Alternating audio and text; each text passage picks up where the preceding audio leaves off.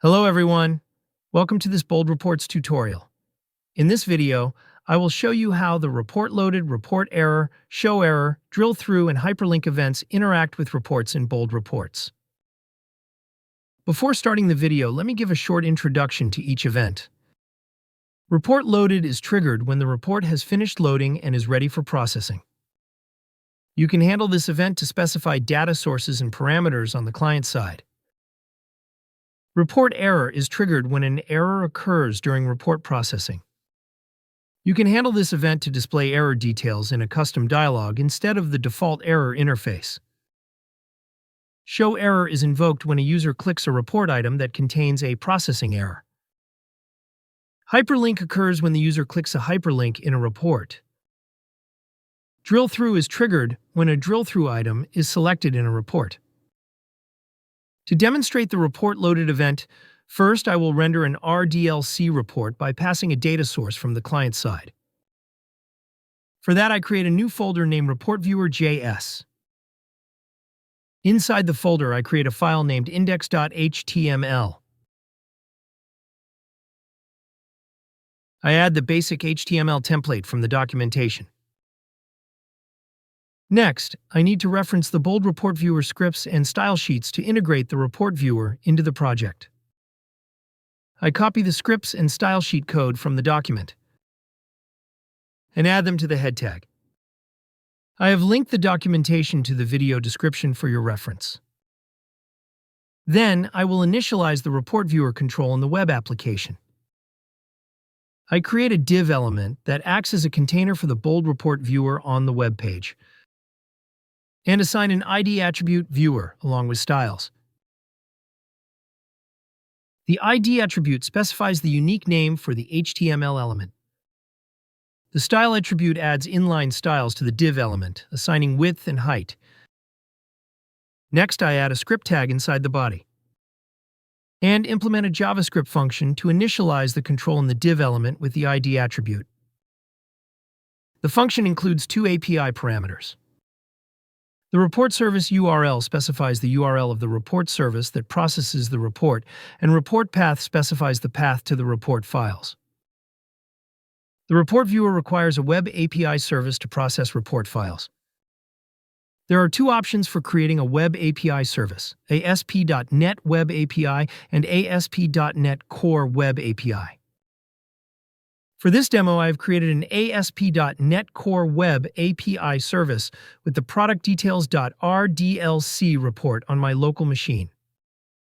I have linked a video on how to create an ASP.NET Core Web API service in the description. Then I run the application to generate a URL.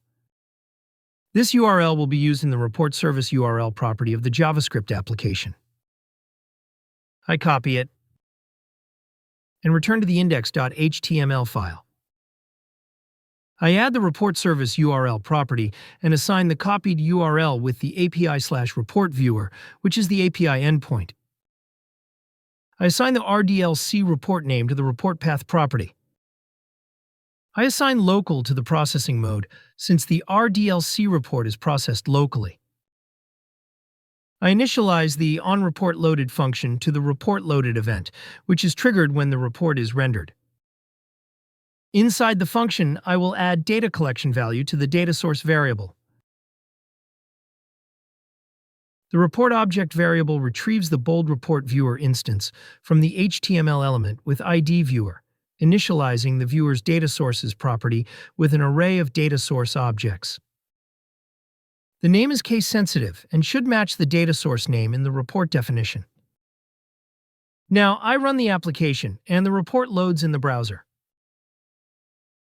Looking here, the product details RDLC report has been rendered in the application. Next, moving on to the report error event, inside the Bold Report Viewer function, I initialize the onReportError method to the event. And then implement the method, so that if the report encounters an error, it displays the error message. For example, I update the data source name incorrectly in the RDLC report and refresh the page. The error triggers the report error event and displays the message in an alert box. Next, the show error event is triggered when a report item contains an error. For example, I have already designed a sales order details report in the report server application, but the report items have errors. I will configure the report by updating report path property and disable the existing code in the bold report viewer function. Then I initialize the onShowError method for the showError event.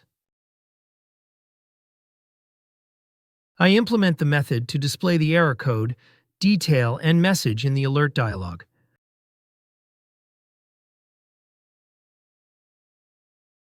Finally, I run the application to load the report. I click the report item error to trigger the event and display error details. Let me show you the hyperlink event. The hyperlink report is available in the report server application. I will configure the report by disabling the existing code and updating the report service URL. Report server URL, service authorization token, and report path properties in the bold report viewer function. I've linked a video on how to embed a report from the report server in a JavaScript application in the description. And assign onHyperlink method to the event. This method navigates to the respective URL in a new tab.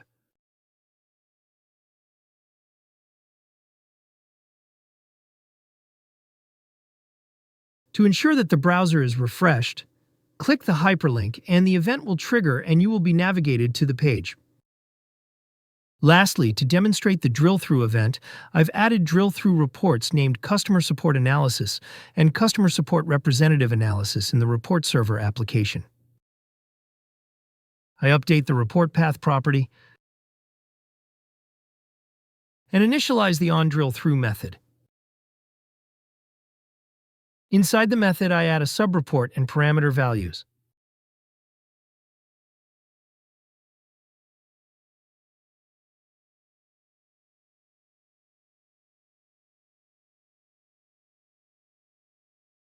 I refresh the page, render the report, and click any link to trigger the event and navigate to the subreport based on the assigned parameter value.